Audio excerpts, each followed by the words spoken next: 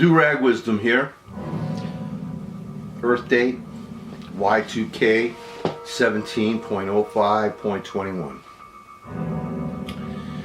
And today I'm going to talk to you a little bit about something I believe in. It's called cosmological spirituality. Cosmological spirituality. What the F is that? Okay, look, I'm an atheist. I do not believe in a supreme being. I do not believe in an afterlife. Alright? I mean, whatever evil people do on this planet, their punishment is when they're dead, they'll be remembered a certain way. A negative way, a positive way. That's how they're being punished. I know it sounds pretty lame, but that's what I believe. Now, what is cosmological spiritualism? When I look up into a star-lit sky, and none of us really have an opportunity to look up at the starlit sky because the lights of our cities block them out. If any of you have an opportunity to go into camping out, which I've had that opportunity, and to be able to sleep under, like take your sleeping bag and sleep under a starlit sky, you know how beautiful that is? The feeling you get.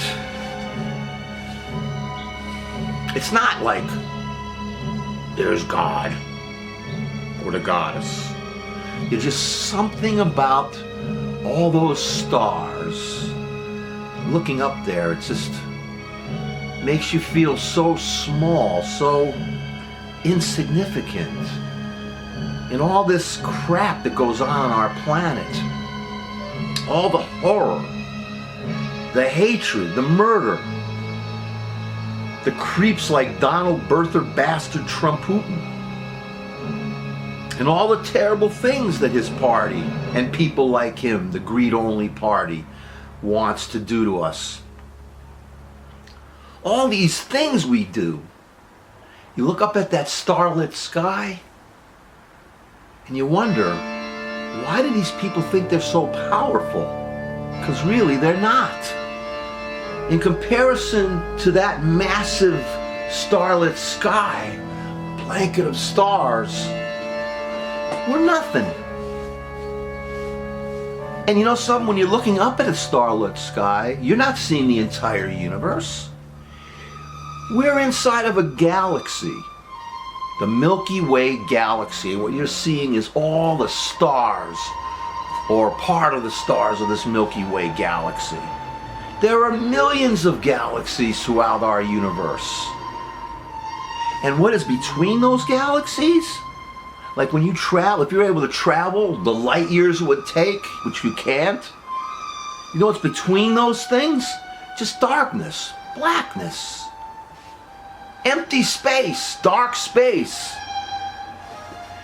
And millions of years ago, billions of years ago, when we had this big bang, and everything is still moving outward from that explosion billions of years ago. Everything is moving outward.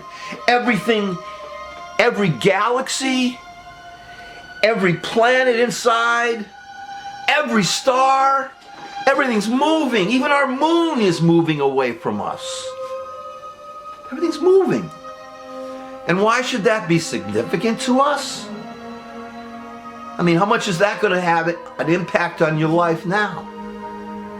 It's significant because it says we are finite. We are not infinite. We are fragile little porcelain figures that could be smashed if you crush it in your fist. I was thinking of Roger Ailes, and as much as I like to say rest in pieces and I'm glad he's gone, blah blah blah, and everything else, As much as I like to see Don Bertha Bastard's head explode with a stroke. When I was reading about the death of Roger Ailes, I found out the guy had hemophilia. He was a hemophiliac.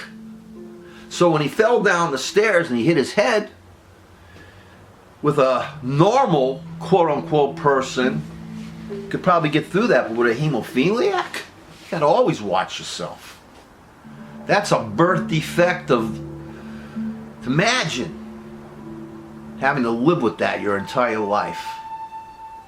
And I was thinking about my eye, you know, this left blind eye. And I was born with that.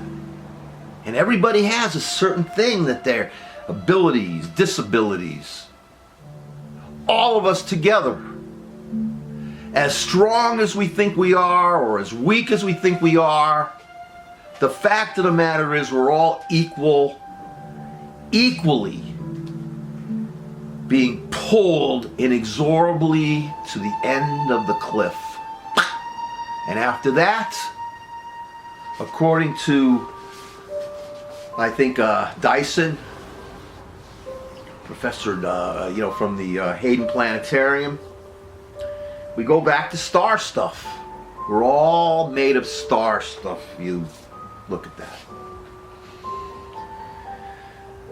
How delicate we all are. How deluded we all are. And instead of having the wisdom to band together to realize how delicate we all are ultimately, instead of banding together to support each other, to create a better world, to support one another, we have deluded ourselves in thinking that we are more enduring and more powerful than the universe.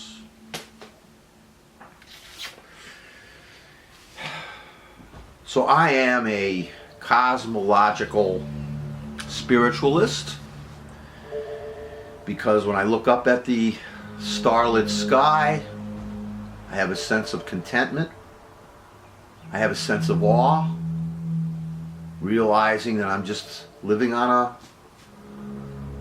a ball of rock, orbiting a star in this vast, vast, vast, vast universe that goes beyond, beyond, beyond, may end one day when they say the expanding universe, or may not. But if all of us realized how delicate we all were, how really, in the end, just like porcelain figures,